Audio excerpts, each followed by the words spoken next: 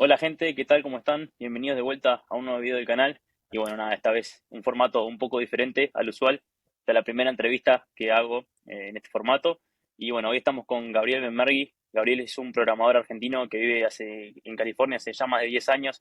Trabajó en empresas de mucho renombre, como es Robinhood, como es OpenSea. Y nada, la verdad que también aporta bastante a nivel de redes sociales en Twitter. Sí, les recomiendo seguirlo. Creo que es Conan Bat el usuario, ahora él me va a corregir si no es ese, pero nada, bienvenido Gabriel y bueno, no sé si te presenté correctamente o qué añadirías vos. No, no, perfecto. Muchas gracias por la invitación. Así que estaba mirando ahí un poquito el canal de YouTube que tenés armado. Y bueno, yo para extender un poco de eso, mucho de lo que hablo yo, más allá de que soy programador, hablo mucho de temas culturales de vivir en Estados Unidos, de, bueno, cuál es el desajuste normalmente que tienen los argentinos con las empresas o la cultura norteamericana. Así que bueno, con ganas de ver qué preguntas me tirás para tu audiencia. Vale, buenísimo, genial. Así que nada, empezamos de una con la primera pregunta, que esto es algo que creo que mucha gente se pregunta, sobre todo estando de Argentina, creo que yo lo que veo mucho es que mucha gente aspira, ¿no?, a la programación como un medio de trabajo, pero también como un medio para salir del país y conseguir una situación mejor. Así que nada, te quería preguntar cómo fue tu travesía de Argentina hasta llegar a trabajar en alguna de las empresas más reconocidas de California, como fueron las que nombré anteriormente. Bien, bueno, una cosa que es bastante, digamos, me da bastante orgullo, o sea, es parte de mi identidad, ¿no? De lo que hice, es que yo no empecé mi carrera profesional de programador de joven, o sea, yo, a ver, ¿qué es de joven, no? Es mi segunda carrera, yo me dedicaba a otra cosa antes, así que es algo muy común de la generación en la que yo tenía, digamos, yo tengo casi 40 años, ¿no? Cuando yo tenía 20, 18, 19 años, la idea de hacer programación como carrera, había mucho trabajo, ya existía, pero igual era una industria nueva y era muy heterodoxa. Había gente que iba a la facultad, pero era muy común gente que tenía otros hobbies. De hecho, Google en esa época era mucho de decir, bueno, qué hobbies tenía la gente y usar eso como indicadores de si iban a ser buenos programadores en el futuro, si cambiaban de Mirá industria. vos. Eh, yo hice un poco de lo tradicional. Yo fui a la facultad, pero no estuve mucho tiempo. O sea, mi instrucción realmente fue mucho por mi cuenta y mucho del trabajo real, que era algo mucho, sigue siendo común, pero no existía la idea de que la gente se hacía una carrera en programación. No era lo más común cuando yo empecé. Por ahí o sea, yo empecé con mi primer trabajo, lo hice en IBM, cobrando en pesos. Cobraba 1.400 pesos por mes, era el Ah, salario de la increíble. oficina. Sí, eran 300 y pico dólares por mes en esa época, que era poco para el mercado, pero no había mucho más que eso. Claro, sí, sí. Eh, y bueno, así empecé trabajando, pero igual yo creo que lo que más distinguió, lo que se distingue de mi carrera fue que yo como que salí de ahí y fui rápido a trabajar a una consultora en dólares, en inglés, para una startup. Eso fue, digamos, relativamente temprano. Cuando yo estaba en el conjunto de programadores que cobraban dólares, éramos pocos. Y eventualmente hice mis propios productos. Y eso fue lo que me dio como el expertise o el edge con lo que pude entrevistar en empresas de Estados Unidos y terminé yéndome. Si vos ves la gente que hizo sus propios productos y no una landing con una... Sí, sí, sí. No, gente Productos posta. gente que paga el producto que haces. La Exacto. gente que hace eso en general se las rebusca muy bien en el trabajo. Así que bueno, eso es un poco como hice yo, ¿no? Fue una segunda elección de carrera, yo hacía otra cosa, nada que ver, es para otra, es todo otro tema, pero bueno, eventualmente fui arreglándomelas para hacer la carrera, para llegar a donde estoy, ¿no? Ya después, una vez que entraste en el mercado americano, como posta en persona, ya hay caminos para llegar a las startups de más renombre. Claro, y empezaste trabajando, cuando tocaste por primera vez el mercado americano, ¿empezaste de manera remota, digamos, medio desde Argentina o ya te llamaron y fuiste de una?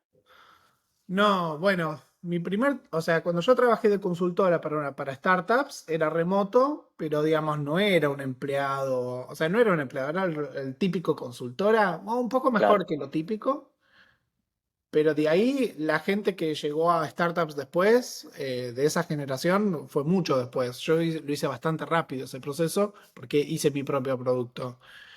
El trabajo que conseguí afuera fue un lance total. Me metí en Hacker News en ese momento que tenías el Who Wants Ujú. to Be Hired y todos esos tres que tienen ya más de 15 años. Y ahí conseguí entrevistas. Y para que te des una idea, yo hice una phone screen, o sea, me hicieron una phone screen y se me rompió la máquina ese mismo día. 30 minutos No, antes de la phone screen se me rompió la computadora. Tenía una Dell Ubuntu en una Dell, se me rompió. Tenía 30 minutos. Y de ahí fui uf, corriendo a la de mi vieja para agarrar la netbook que tenía ella. no, La phone screen la resolví en un notepad de Windows, en la netbook de terrible. mi vieja, mientras me entrevistaba un alemán que me reventó, o sea, me tiró dos problemas y yo tenía que escribir el código en Ruby en ese momento y la pasé la. Bueno, paso la phone screen y me dicen, bueno, ahora el siguiente es que hagas el onsite. Y el onsite típicamente son 3 o 4 entrevistas, estas fueron 5, pero ponerle 4 o 5 entrevistas, de las cuales 3 son de código, ¿no? Y me dijeron, bueno, venite a San Francisco a la entrevista. O sea, me pagaron el viaje solo para la entrevista. Buah, Y ahí, bueno, ahí fue la primera vez que visité San Francisco. Me quedé 3 días para hacer una entrevista, ¿entendés? Eso, para el mundo moderno no existe eso ya. Ahora sí, es no existe, no. listo. En esa época. Y te digo que hay una parte de eso que digo que ojalá todavía estuviese, que la gente esté dispuesta a viajar para hacer una entrevista y que la empresa esté dispuesta a pagarlo. Es algo que debería pasar más. La verdad que hay algo de lo remoto que no es perfecto. Y bueno, ahí tuve las entrevistas y en el mismo día que hice las entrevistas, 5 p.m., vinieron con la oferta, la firmé, volví a Argentina y empezamos el proceso migratorio y después ya me fui. Todo fue bastante rápido todo, ¿eh? No, la verdad que sí, me sorprende porque hoy en día ese tipo de procesos demoran varias semanas y que te lo hayan dado tan rápido, la verdad que está bastante bueno, ¿no? Eh, Bueno, pero tocas un tema que no es por ahí el foco de nuestro video, pero especialmente lo que pasó post pandemia, que se transformaron todas cosas en asíncronas así, y no son más rápidas, algunas cosas no son más rápidas. La onza era en un día siempre, y entonces claro, los. sí, sí, sí. Pero bueno, es cierto que, bueno, hay trade-offs, pero bueno, sí, Sí, se hacían en un día. Todo se hacía en un sí. día. Google, todo era un día. Te ibas en persona al lugar. Es raro que se haya cambiado el modelo donde se tarda mucho más, pero no te pagan el pasaje, ponele. Y vos decís, Claro, ¿cuál es más barato? Y yo no estoy tan seguro cuál es el sí, más sí, sí. barato. Sí, no, la verdad que si te pones a sacar la cuenta, no sé, la verdad. Pero nada, bueno, interesante saber esa parte tuya de cómo llegaste hasta ahí. La verdad que se ve que tenés un amplio recorrido. Y bueno, ahora te quería preguntar, ¿cuáles crees que son las diferencias clave que has observado en tu carrera, al menos hasta ahora? Si bien me contaste que hace mucho fue que trabajaste en Argentina, pero ¿qué diferencias ves vos en el sector tecnológico en América Latina en general y en Estados Unidos? ¿Ves alguna diferencia o ves más o menos parecida la cosa? Sí, hay muchas cosas que son distintas.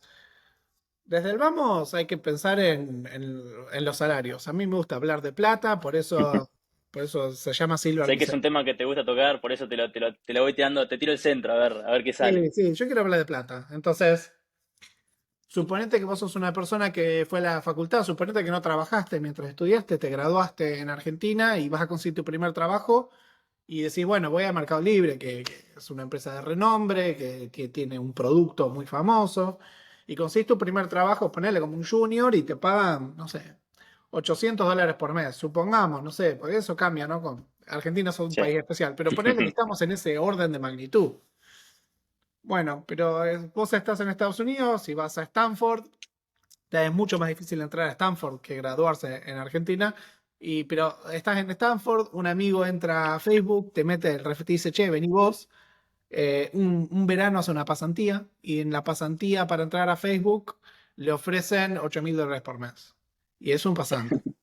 Si él vuelve cuando se gradúa, agarra un trabajo full time en Facebook, solo la firma le pagan 50 o $100.000 de sign-up bonus. Y después le dan 100 y pico de cash anual, más 100 y pico de equity. Ese tipo, en los papeles, no sabe programar, digamos, porque tiene mucha instrucción, pero no es que tiene experiencia profesional. Ahora, te voy a claro. decir una cosa que yo noto de la diferencia de estos dos mercados. El pibe ese programa bastante bien. O sea, yo he visto pasantes pasar por una de mis empresas que me impresionaron técnicamente.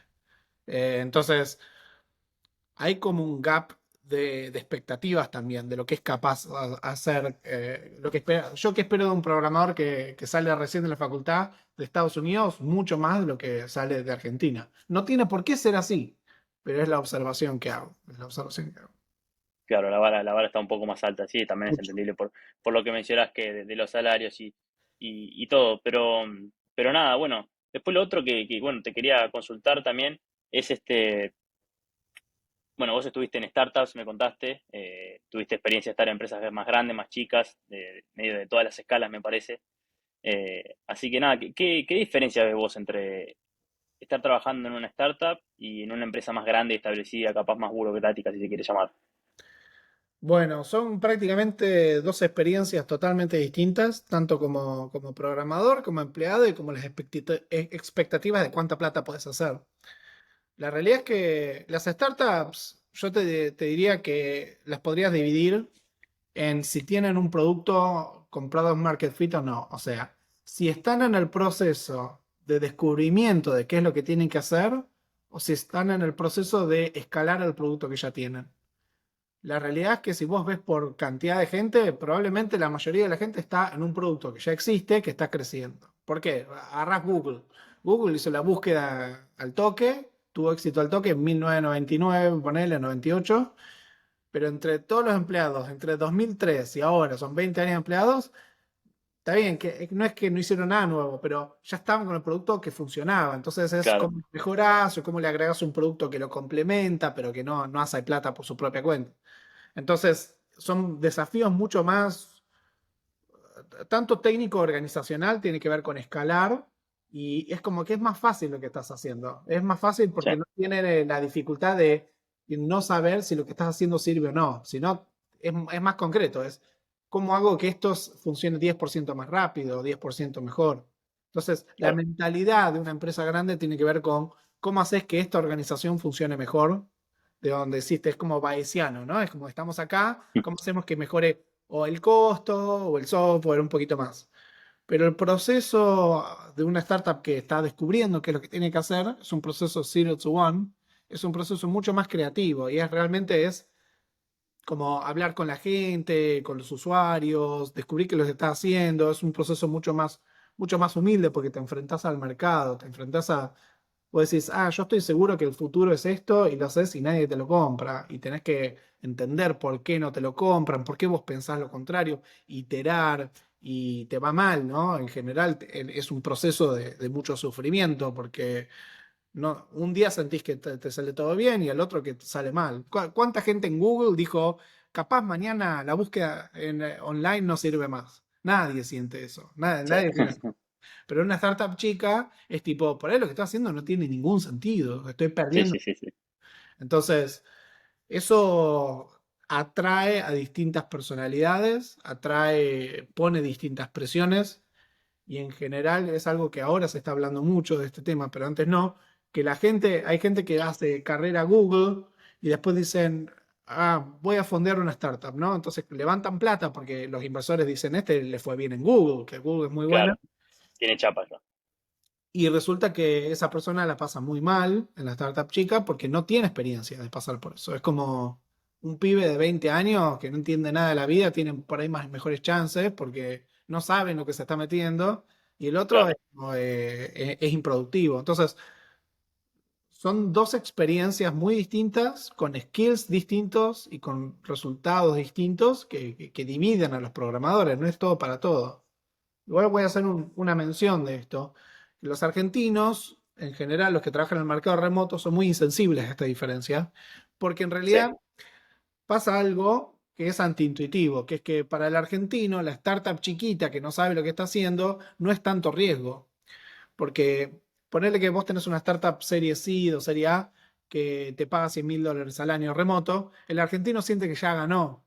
Pero en el mercado americano no es así. Si vos cobras $100.000 al año y tu startup se funde porque no consigue Product Market Fit, es una tragedia para tu carrera. Porque si vos sí, hubieses estado en Google o Meta, estabas cobrando 400 lucas. Entonces es como que claro, cobraste un cuarto. Entonces la decisión es muy distinta, pero los argentinos, como no tienen acceso a la otra en general, Sí, no ven esta diferencia, no ven el costo de oportunidad. Así que claro. pasan muchas cosas en la diferencia de una y otra. No, sí, sí, la verdad que es un tema, el tema startup, la verdad está bueno para hablar. Y mira, ahora te hago otra pregunta medio dentro de ese mundillo. He escuchado muchas veces, sobre todo de ingenieros con mucha experiencia, que deciden irse a startups porque tienen la sensación de poder aprender mucho más y de que su trabajo tenga muchísimo más valor.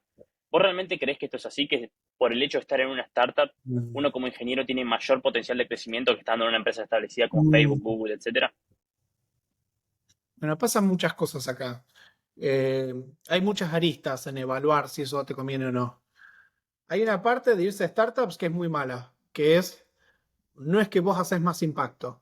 Eh, Porque suponete que vos entrás a Facebook, siempre hace este ejemplo. Sam Altman de Y Combinator hace este ejemplo.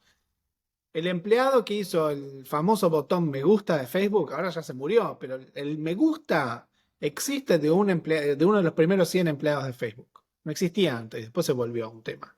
Eso es un tipo que estuvo, no sé, un mes, lo hizo en un hackathon, lo largó a las semanas y se volvió una sensación del mundo con millones de usuarios usándolo. En la startup, vos podés ir y decir, me pasé 6 meses haciendo este producto y no lo usa nadie. Entonces, cuando Claro, vos hablas del impacto, ¿cuál tiene más impacto? Bueno, el otro. Porque ya tiene la distribución, tenés la palanca. De hecho, ¿por qué la empresa grande es más productiva, entre comillas? O sea, ¿quién te diría que Facebook por programador es más productiva que una startup de 5 personas? No tiene ningún sentido cuando lo ves. Y la mitad no deben estar haciendo nada. Pero tiene claro, mucha palanca el producto, tiene la distribución, tiene los usuarios. Entonces, haces poquito y cambia mucho, ¿no? claro, Entonces, ahí hay un tema de impacto. ¿Cuál hace más impacto? Ya tenemos una diferencia. Después está si es bueno para tu carrera.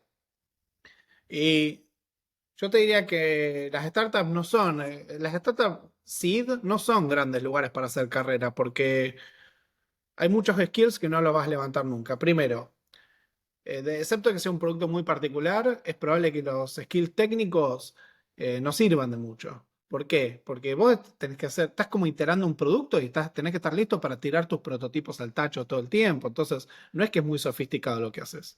Obviamente está la claro, excepción de si tu startup hace herramientas o hace una cosa técnica particular de inteligencia artificial, ponele, eso te puede dar chapa, pero en general no es que vos decís, yo voy a la startup porque ahí voy a aprender de tecnología. Y en general claro, no, vos tenés que aprender de qué es lo que la gente quiere del producto y vendérselo. Eso ahí ya vamos, ahí te sirve para aprender técnicamente y tenemos este problema. Ahora, hay algo distinto, que es que la gente que tiene la experiencia de hacer un producto de 0 a 1 sabe hacer todo. Sabes un claro, poco de servidor, sabes un poco de lenguaje, sabes de vender, sabes un poco de todo. Y eso es un skill que si vos querés hacer tu propio producto es fundamental. Si vos en tu vida, en tu carrera, querés armar tu propio producto, yo te digo, andate a una startup chica. Porque ahí lo ves todo y lo haces todo. En la startup grande vos te vas a Mercado Libre, yo hablo con gente de Mercado Libre y tipo, ¿qué son los DevOps de ahí o los programadores? Y no usan la herramienta interna. Entonces ellos cuando se van claro, afuera ya, tipo, ya no sirve casi nada de lo que aprendieron. sí, Entonces hay diferencias del conocimiento técnico, pero bueno, no es la gran cosa. Y voy a tirar una última de carrera, una última arista de evaluación.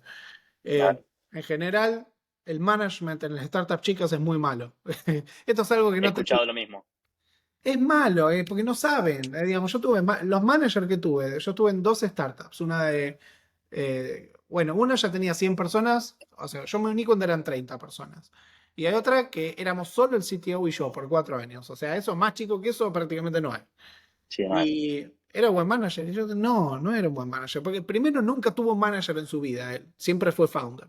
Así que él ni entiende, ni sabe lo que es el esquema con el que un manager te dice, bueno, tenemos el performance review cada 6 meses y te hago el coaching y hacemos el, bueno, no entiende nada. Entonces, y además están todo el día estresados porque el producto anda para el culo, ¿viste? Un montón de cosas pasan. Claro, Pero no son grandes managers. Y además no tenés que escalinata de carrera en una startup seed. No es que es, bueno, yo estoy acá y en 3 años que la empresa tiene 18 meses en el banco, ¿qué? 3 años. No hay nada. Olvídate. claro, Ahora, sí hay una diferencia. Que vos si vos querés una carrera rápida, una carrera corporativa rápida, digamos, si vos querés ser director, VP, eso, está muy bueno unirte a una empresa que está creciendo mucho. En realidad, eso es lo que te conviene a vos. Y las empresas que crecen mucho tienden a ser chiquitas, porque las que son grandes no crecen tan rápido. Claro, Entonces, sí, si vos entras en una empresa, ahora, pero sí no es una buena etapa, es más serie A, serie B. En una serie B vos te metés y por ahí hay 20 programadores, vos sos el 21, pero te volvés el capo de un área porque no hay tan, digamos, hay 7 áreas en la empresa, digamos, no hay que hacer mucho para destacarse, tenés que ser sí, mejor sí, sí, que 5 otro tipo, no tenés que ser mejor que sí, 10 millones de otro tipo. Y después vos sabés el dominio, vos sabés a la gente, vos sabés la estructura, a los 2 años la empresa tiene que quintuplicar su staff, naturalmente te quedas arriba, claro, naturalmente subís. Entonces la gente crece muy rápido en la carrera. Sí, si vos vas a Google ahora y querés volverte un VP, sí lo lográs, que las chances de lograrlo son muy bajas, estamos hablando de 20 años. Ahora, vos querés claro. ser VP en los próximos 5 años, te metes en una startup, como tratás de ser manager este año, y si la startup crece 5x en 5 años, ya llegaste. Entonces es una Claro. apuesta mucho mejor. No, buenísimo. Sí, la verdad que el mundo startup tiene mucho para hablar, pero nada, ahora te quiero cambiar un poquito el tema. Creo que ya sé tu respuesta con esto, pero bueno, capaz a la gente le interesa. Vamos a ver. ¿Qué tan importante crees que es el ser bilingüe, digámoslo así, al saber hablar inglés y español en tu carrera de tecnología? Mira, yo diría que el modelo con el que explico esto es que uno nos, o sea, la distancia que tenemos nosotros con el inglés, con un nativo, esa distancia se transforma en un impuesto para nuestra carrera. Entonces, si vos no hablas nada de inglés, el impuesto es altísimo, porque significa que siempre vas a necesitar a alguien que haga de interfaz entre vos y el mercado americano, que es el que mejor, ¿no? Sí, Entonces, mientras más sepas inglés, menos, más corta es esa distancia. Y probablemente casi nunca sea cero si no lo tenés a un nivel casi nativo, digamos. claro, Entonces siempre hay que invertir porque y además es continuo. Porque hay gente que dice, no, llevo 5 años trabajando en inglés y nunca tuve problemas. Y pero es que no funciona así, porque vos ahora tenés que tener elocuencia para, digamos, para poder expresar ideas, para vender. O sea, la exacto. gente que te dice eso, programador clásico, que te dice, no, pues yo trabajo hace 3 años en inglés y está todo bien. Yo le digo, ¿haces customer support? Tipo, ¿tenés un problema? ¿Llamás Claro, por teléfono a un usuario y le hablas? No, eso no lo hacen los programadores. Yo le digo, sí, sí lo claro. hacen los programadores. Sí, entonces, justamente por tu inglés te dicen, este tipo nunca lo voy a poner acá. Y eso es un Claro, impuesto. Significa que hay cosas, hay tipos de empresas y productos que no los vas a hacer nunca, porque nunca te van a meter ahí. Además, clásico, argentino que sea manager, o sea, vos vas a LinkedIn y buscas argentinos que son manager un montón. Y yo en mi proceso, como cuando los entrevisto yo, le digo, ¿tenés un americano como report? Y tipo, casi nunca tienen un claro. americano abajo de ellos. Y eso Sí, es, sí, ahí sí. tenés que tener el inglés, donde te confían que vos podés guiar a una persona que es nativo en inglés. Entonces, siempre hay que invertir. En el inglés siempre hay que invertir hasta para siempre, para siempre. Lamentable, lamentable. Si tiene un problema con esto, quéjense con sus madres. No es culpa mía, Claro. yo estoy diciéndole cómo son las cosas y cómo las puedes corregir, pero es así. Hay que tener... Totalmente de acuerdo en eso, totalmente. Así que nada, eh, bueno, vos me contaste que en su momento llegaste a ser staff engineer, que corregime si estoy mal, pero es o la posición más alta como ingeniero de software o de las más altas eh, dentro de una empresa. Bueno, contame un poco cuál es tu experiencia con eso, qué tipo de presión, qué tipo de expectativas manejás, porque, a ver, entendiendo un poco esa faceta, a más responsabilidad, lógicamente, viene mejor compensación, pero bueno, quiero saber un poco qué tal es esa responsabilidad. Bien. Bueno, las empresas grandes, Google fue el pionero de esto, o el que armó el esquema más moderno, son los niveles de los programadores. Entonces vos tenés pasante, recién graduado, early career, senior, ¿no? Eso es como la mayoría de la gente cae en esos buckets. De hecho, la mayoría de la gente es senior, porque si vos llegas a los 5 años y vos ves que la gente tiene carreras de 20 años, supongamos, el 60-70% de la gente llega a ser senior, ¿no? Es medio como lo natural de la gente, llegar Sí, a ese tipo de posición. Después de eso viene el staff. Y después de eso viene el principal. Y después, bueno, hay posiciones más especiales como fellows o distinguidos, que eso ya es más de empresa gigante, tipo de IBM, de Google, de Facebook, que son gente con contribuciones mega, mega excepcionales dentro de la organización. Pero en general yo te diría que tenés staff y después tenés principal, ¿no? O sea, yo llegué a staff, no llegué a principal.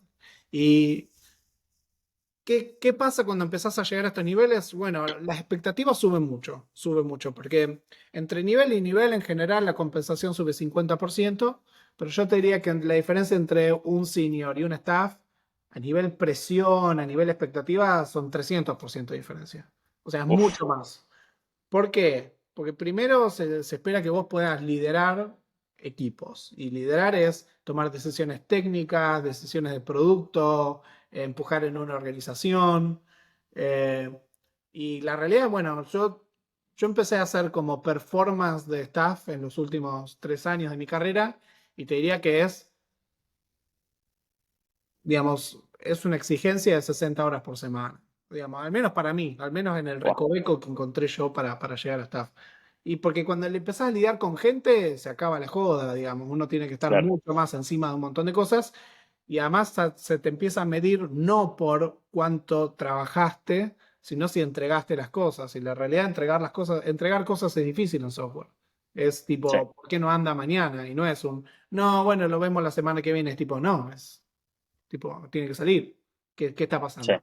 Eh, en realidad, hay dos cosas. Una es, digamos, la expectativa que hay por ese tipo de rol, pero también hay otra presión que me pasó a mí porque soy un tipo que es orientado a producto.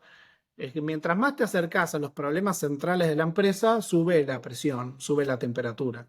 Entonces, cuando vos estás en Mercado Libre, sos un senior engineer, uno de 2000, ¿cuáles son las chances de que las decisiones que vos tomes fundan a la empresa?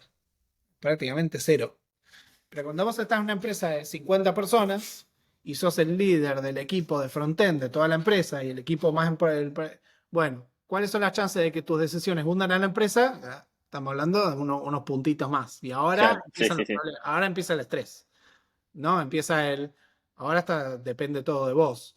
Y bueno, es duro aceptar ese estrés, ¿eh? No es fácil, digamos, y no es un tema que lo digo solo para mí, que es cierto, a mí, digamos, me afecta ese nivel de estrés, lo veo en otra gente, y ni te digo lo que están arriba mío, porque cuando vienen a mí sí, y olvídate. todas esas cosas, yo los veo y digo, vos te vas a quedar sin hígado en 2 años. No sé Sí, cómo... sí, sí. Sí, no eh, es para cualquiera, ¿no? Son niveles que por más que uno voluntariamente, yo he visto mucha gente, desarrolladores que voluntariamente por ahí técnicamente pueden llegar a esos niveles, mucha gente prefiere quedarse donde está, como senior quizá, y mantener ese y nivel de responsabilidad. Y la verdad que no es un muy buen deal en una empresa grande llegar muy alto, porque además es cierto que la compensación sube, pero la realidad es que en las empresas grandes el esfuerzo y la compensación no están muy bien alineados. Y por eso la gente termina armando sus propios productos, sus propias empresas, porque ahí están mucho más alineados. Si vos laburas el doble, cobras el doble, es más realista, digamos. Claro, Hay otros riesgos, pero vos podés trabajar el doble en tu empresa y cobrar el doble, suponete que lo puedes hacer. Y en la empresa grande, bueno, justo esta semana estaban hablando de este tema que uno hizo Copilot. Yo hice Copilot para Microsoft, es un producto que hablamos, le hace cientos de millones de dólares, reputacional. Y el chabón dice, yo hice Copilot y lo que me dieron es un bono de $20.000. claro, sí, no, no, no. Y no están muy alineados los resultados con los salarios, ¿no? Entonces, bueno, no es un gran deal, pero es una buena experiencia de aprendizaje. Ah, bueno, buenísimo. Nada, la verdad está bueno saberlo, sobre todo vos que estuviste, bueno, en carne propia viviste un poco esa situación. Así que nada, buenísima esa experiencia. Y bueno, nada, ahora pasamos a otro tema que creo que te toca de cerca, porque bueno, ahora por lo que tengo entendido ya también tenés como una agencia de recruiting, y bueno, ya estás más tocando esa parte de las entrevistas. Entonces, nada, te quería preguntar, ¿cuál crees que es la mejor manera para prepararse para una entrevista técnica? Bueno, sí, ahora vamos a hacer todo El marketing, ahí está. todo Silver, pueden ir a silver.dev y ver toda la información. Bueno, yo particularmente siempre me gustó el tema de entrevistas. Yo en mi primer trabajo que conseguí en Estados Unidos en el 2013, creo que a los 3 meses era yo uno de los entrevistadores, digamos, estrella de la empresa. O sea, me metieron en todos los procesos. Porque me encanta, me gusta el proceso de entrevista, me gusta charlar con gente, me gusta esa parte. Y bueno, ahí es como descubrí que yo pasé en script en su momento con mucha suerte porque no sabía cómo era el proceso, cómo hacerlo bien. Y ahí, bueno, dando las entrevistas me di cuenta de las diferencias de cómo se entrevista en Argentina en versus en una startup, las diferencias culturales, las expectativas técnicas, todo eso. Y bueno, yo siempre dije, bueno, ojalá alguien me hubiese ayudado a mí, entonces empecé a Silver y digo, voy a ayudar a otra gente. Bueno, entonces, ¿qué pasa? Yo directamente ayudo a la gente a conseguir trabajo, o sea, y les hago la evaluación completa, ¿no? En la parte de entrevistas, los entrevisto yo, veo cómo hablan, veo cómo resuelven problemas, les digo, bueno, cómo tienen que hacer las cosas. Para pasar entrevistas, hay como varias partes. Hay una parte que es, hay que codear rápido y bien. Entonces, Sí, esto esto hay que verlo. La gente a veces se siente mal porque digo, uy, fui a la entrevista, me fue mal, entonces soy mal programador. Y algo de eso a veces puede haber. Pero en realidad uno tiene que ver programación como tocar el piano, ¿no? Y hay que claro, practicar, hay que hacer las escalas, hay que tener frescos las cosas, porque ya no se hacen más los problemas que sean algorítmicamente duros. Pero bueno, si vos sos un programador de frontend y te piden hacer un ejercicio de React, tiene que salir rápido. Y si no te sale rápido, estás oxidado, estás achanchado y hay que practicar. Entonces, hay una parte de código que hay que practicar. Y hay una parte de comunicación que hay que trabajar mucho. Y eso es una parte muy difícil para los argentinos o los remotos, porque en general, si vos tenés un mal inglés, si elegís mal las palabras, no vas a recibir feedback de eso, no te lo van a decir. Te van a decir, y te encontré mejores candidatos, que es cierto, pero no claro, tenés sí, información. Bueno, esa parte comunicacional es como una barrera, como que hay que entender por qué quedas corto y trabajarlo. Y bueno, puede ser inglés, puede ser falta de vocabulario, puede ser falta de exposición a desafíos. Los argentinos que trabajan en consultora a veces pasan 2 años y yo les hablo, entrevisto gente, ¿no? Y me dicen, no, está tranquilo, hace 3 meses que no tengo proyectos. Digo, pero esos 3 meses que no hiciste nada, decaen tus skills y sí. también comparativamente hay otro que no estaba esperando a que le den algo de hacer. Y ese se queda delante tuyo.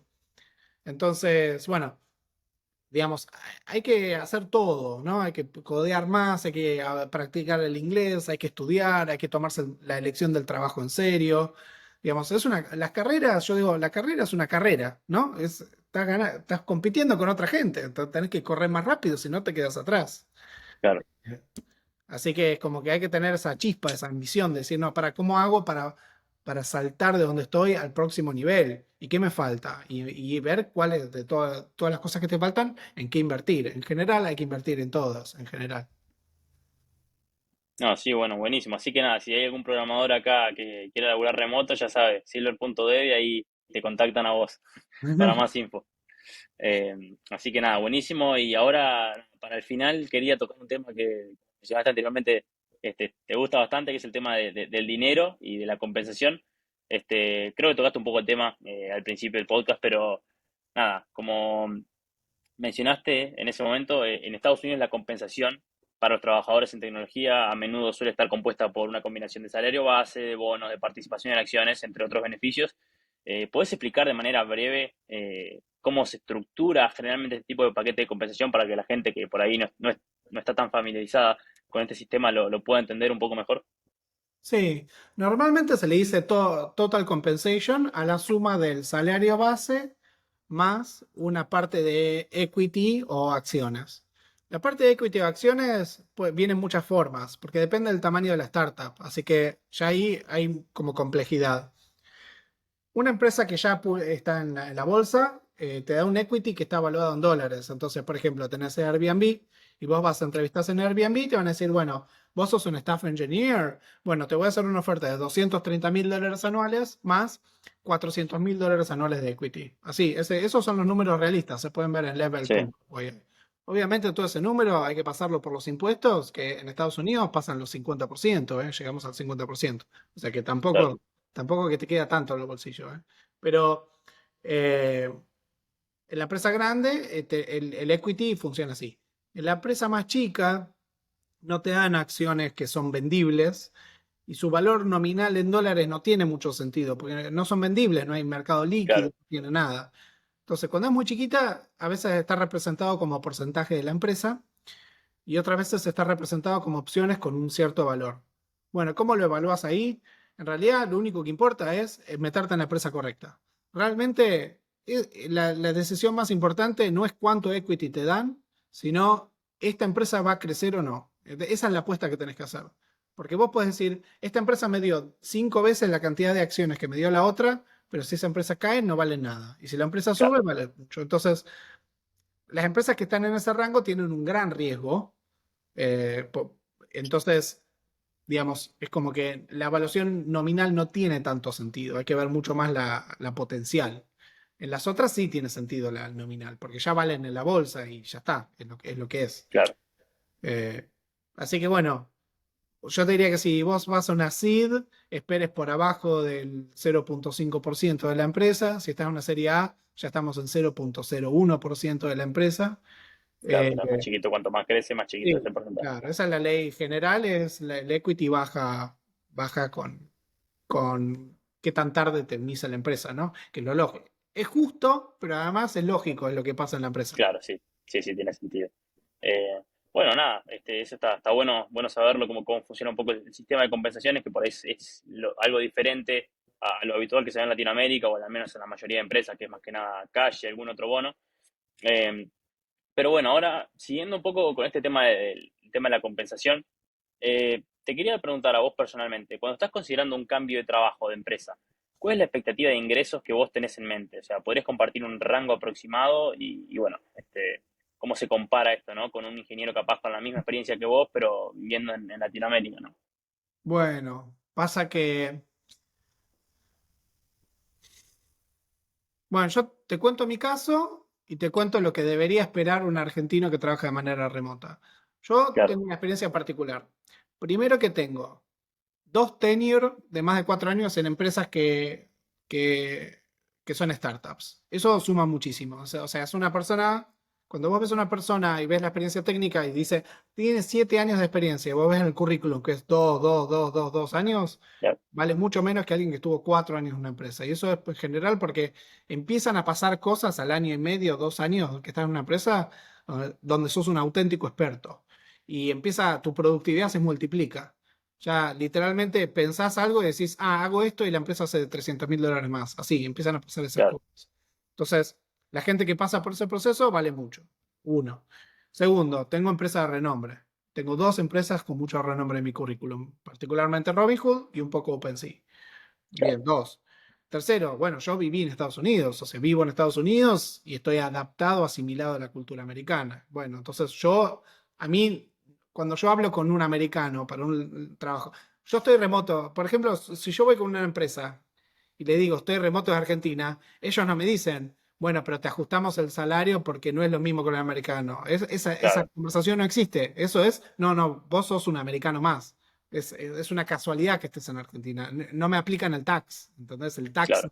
este tipo no entiende nada. A mí me hablan como par o tipo, se autofiltran directamente. Sí, sí, sí.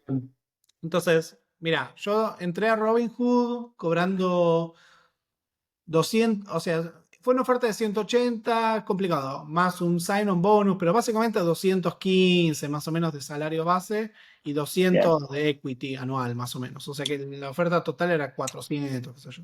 Y después cuando me Uf, fui a OpenSea fue 235 el primer año, pero el equity había sido 400.000 por año. O sea, era uf, lo que bastante.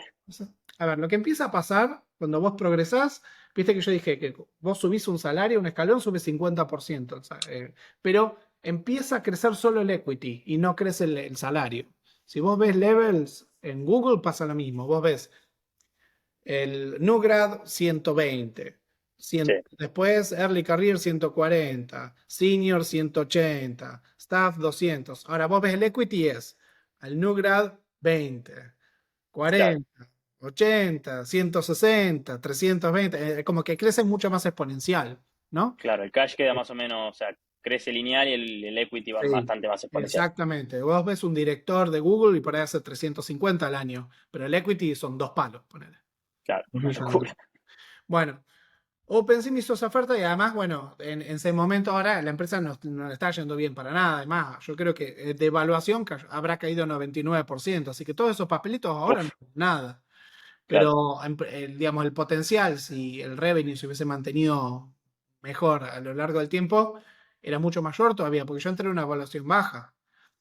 Bueno, suponete que yo voy a otra empresa ahora y le digo, voy a Google, poner entre comillas, y digo, bueno, ¿qué salario de Google es competitivo? Y te diría 250K anual, 400 de equity o 300 de equity anual, más o menos por claro, ahí. O sea, 600K anuales sería lo esperable para alguien con mi perfil. Ahora, alguien que no tiene ni el currículum, ni la experiencia particular, ni que vivió en Estados Unidos, muy difícilmente llegan a estas categorías. Muy difícilmente. Conozco muy pocos argentinos. De hecho, te lo digo desde ya, conozco solo un argentino que logró este camino sin haber vivido en Estados Unidos. Y uf, qué bárbaro. es que es muy difícil, tiene que ser muy excepcional, digamos, lo que lográs. ¿Qué debería esperar alguien que tiene 10 años de experiencia y supongamos es muy bueno técnicamente, con muy buena experiencia? Entre 150 y 180K. Pero otra cosa que pasa en el mercado remoto es que se da muy poco equity. Y es medio trágico lo que pasa, porque como no se, muchas veces no dan equity, la gente tampoco valora el equity. Claro, Mira, una de las tragedias más grandes que tiene Argentina, que cambió la historia del país para negativo, es Mercado Libre.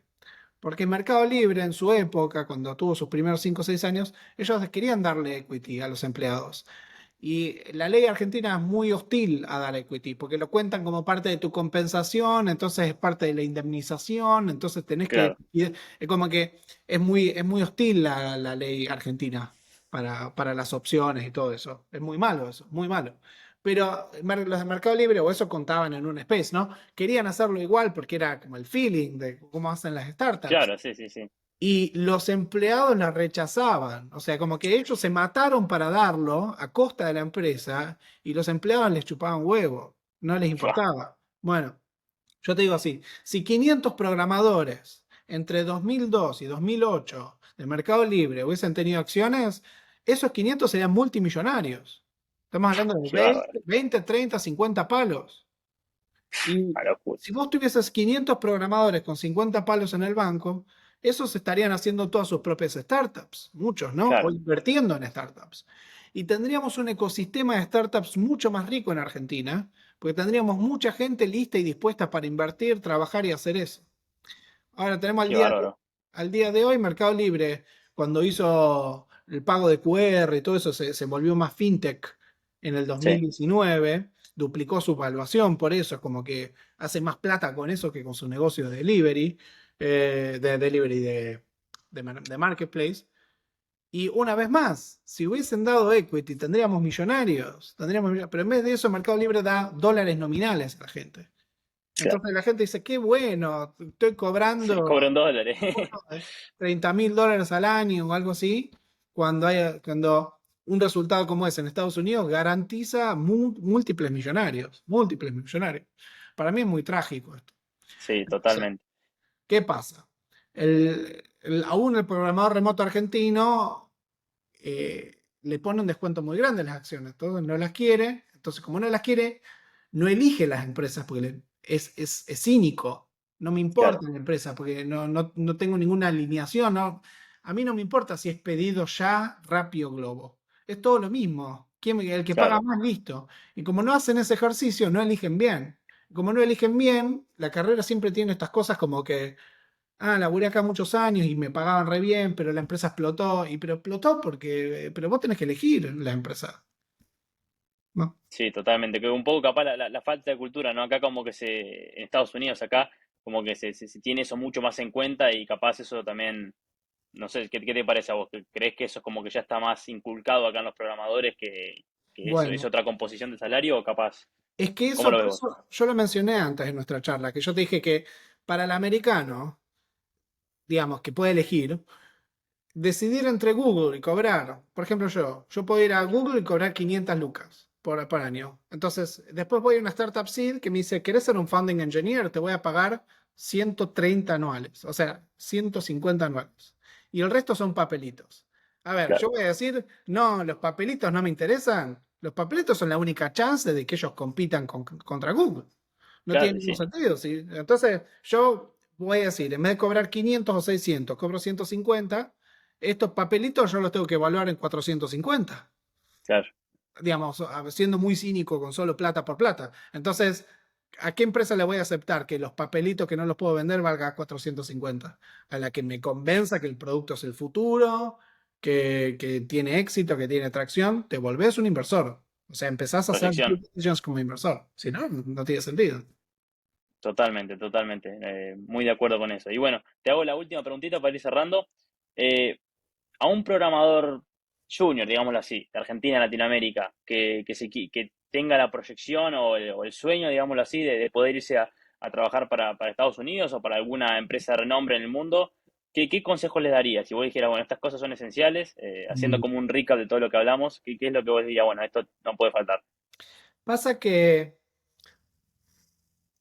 es muy difícil para mí responder esta pregunta. ¿Por qué? Porque yo tengo un camino que lo comparto, pero puede que no sea replicable.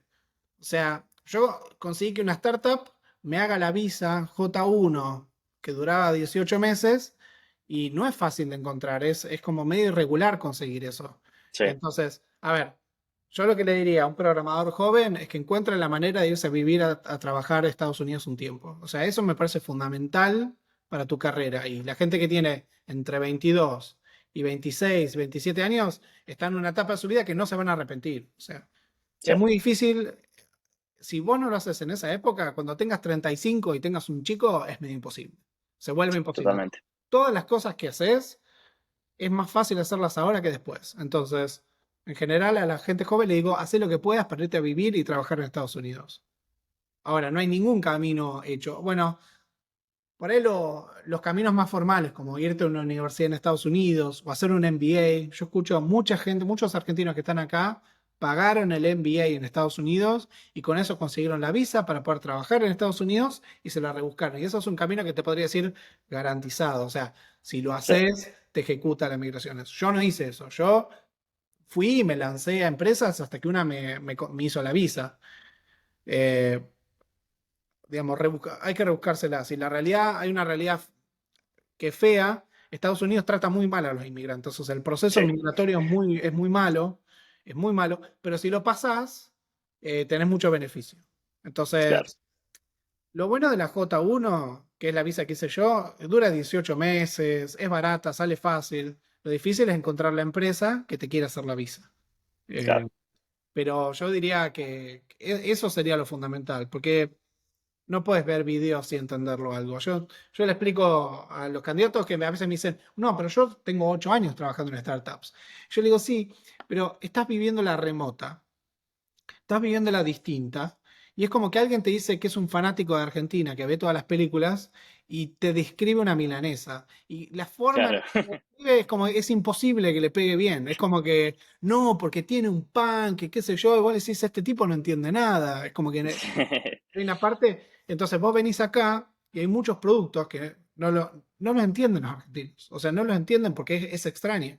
Por ejemplo, Exacto, hay argentinos que quieren trabajar en social y andan con un Android. Digo, no, eso ya claro, está. imposible, no va. ¿Entendés? Ya no entendés, están fuera. O yo trabajé mucho en salud en Estados Unidos. Es difícil trabajar en salud si no vivís el sistema, ¿no? Hay un Exacto, gap sí, sí, muy enorme. diferente, muy diferente. Entonces, bueno, hay mil productos que, bueno, real estate, eh, salud, operaciones, finanzas, todas cosas que en Argentina es como totalmente extraño. Totalmente. Hay que estar nadando para entender un poco las aguas. Por eso Argentina tuvo mucho éxito con cripto, porque nadie lo entiende. Entonces no hay desventaja comparativa. Claro. Pero las otras cosas es difícil, es difícil. No, totalmente. Así que nada, Gabriel, la verdad que primero que nada te re agradezco por la charla. La verdad que creo que esta información no tiene precio para mí porque no encontrás mucho de esto, sobre todo en habla hispana. Así que nada, la verdad que vos puedas contar tu experiencia, sobre todo mostrar un camino un poco, nada, ver cómo fuiste desde Argentina a Estados Unidos, que es algo que, nada, mucha gente le gustaría. Así que nada, te re agradezco por tu tiempo. Ojalá que puedas seguir progresando en tu carrera. Te voy a estar siguiendo por Twitter y por Silver a ver cómo seguís. Y nada, como siempre, muchas gracias por todo lo que aportás. Dale, dale. Bueno, último mensaje mío. Promociono que además de que hago recruiting y ayudo a programadores a conseguir trabajo, tengo un podcast que se llama Tecnología Informal, donde hablo de estos temas como impuestos, salud, estilo de vida y también hablo de entrevistas técnicas. Así que ahí después vamos a meter el link en algún lado, así lo puedan ver. Dale, lo voy a poner en la descripción del video, entonces eso también se me había olvidado de mencionar. Está bueno, yo me he escuchado varios capítulos y la verdad que está bien interesante, es un poco de lo que hablamos hoy y más cosas también.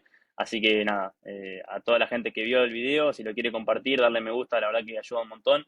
Y bueno, como siempre, muchas gracias por todo el apoyo que le dan al canal y bueno, si les gusta más contenido voy a intentar traerle a más gente interesante como Gabriel al canal. Así que nada, Gabriel, no te robo más tu tiempo, muchas gracias y bueno, éxitos en lo que viene. Dale, chau, chau. Gracias.